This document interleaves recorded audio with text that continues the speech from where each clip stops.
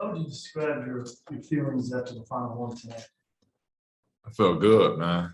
It's a much better feeling getting a win after a game. So, good energy for sure. For you, how would you describe your attitude, how you like to play on the floor when, let's say, somebody you're going against might be doing some talking? How would you describe how you handle this situation? I mean, it depends on what they're saying. I'll talk too, but it depends on what they're saying for real. Nothing that I heard tonight held any real weight to me. It was just all for cameras, I feel like. So I wasn't really tripping on anything. I was just trying to play the game. Were you able to treat this as, like not get yourself revved up just because of the national attention and because it's 1 versus 2? Did you feel like you were able to get in the flow of the game and not really deal with that? Yeah, I mean, it was all about how I approached the game. I didn't come into the game thinking about it too much. So whenever the game was in the flow and everything and we were going, my mind wasn't stuck on that. It was, like I said, Pistons versus the Rockets, and I was just trying to find ways to give ourselves the advantage. Okay, you guys got a lot of open looks in that first half, but the ball just wouldn't go in the hoop. How important is it for the development of this team for you guys to come out in the second half the way you guys did despite not hitting shots? It didn't really deflate you guys. You guys kept it up offensively, defensively. Was that a big moment, you think, for this? Yeah, definitely. I mean, getting good looks is as much as you can ask for.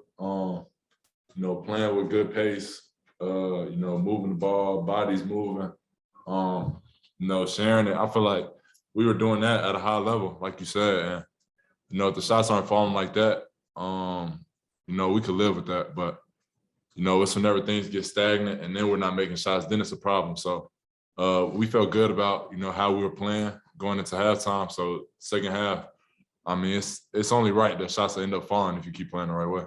Your early foul trouble, did that kind of disrupt the flow of the game? Because that's when they made their run right at that same time early in the first quarter. I didn't like that I kind of took myself out of it so early. I wish I should have just, been a little bit smarter in those situations. But, they took a run. But, the same group that came in, I think Josh subbed me out.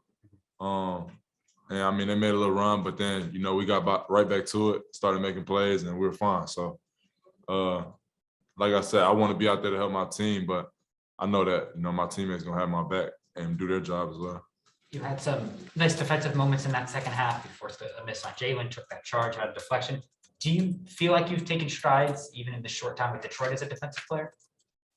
I think, just my game in general, I feel like, throughout these games I've been able to play, each game I'm feeling a little bit more pep in my step. I'm feeling, a little bit more comfortable. And so that's all I can ask for. I want to, get better each and every day and try to be consistent. I don't want to, be up some days and then way down some other days. So if I can just stay like that and stay level-headed, never too high, never too low, I feel like the season will be fine. It's whenever you start getting your head mixed into the other things outside of that you get in trouble. We talk a lot about the young group and you guys growing together, and we kind of sometimes forget that there's Jerami Grant, a guy who's been doing it for a long time. He really stepped up for you guys when shots weren't falling. How important is it just to have a steady presence like that, or just a guy that you can lean on when times do get hard?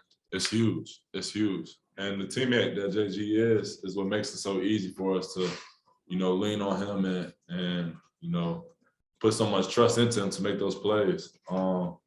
It's not like he's ever forcing it or mad at other guys for taking shots, anything. But he's even killed, and you know what I'm saying? He can play. You see what he did today.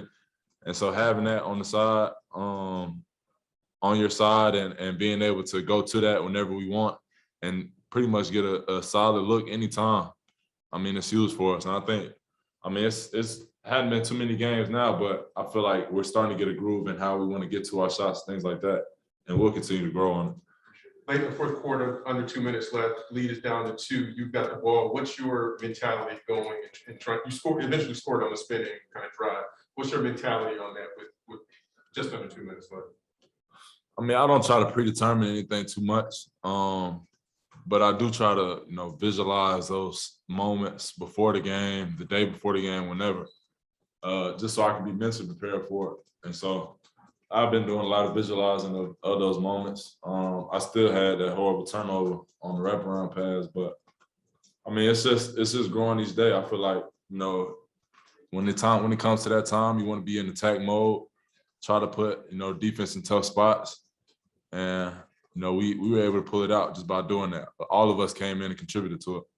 Did you have a lot of family in the stands? I know yesterday you said you were gonna try to get tickets for everybody. Yeah, definitely. My family was in there deep, family and friends.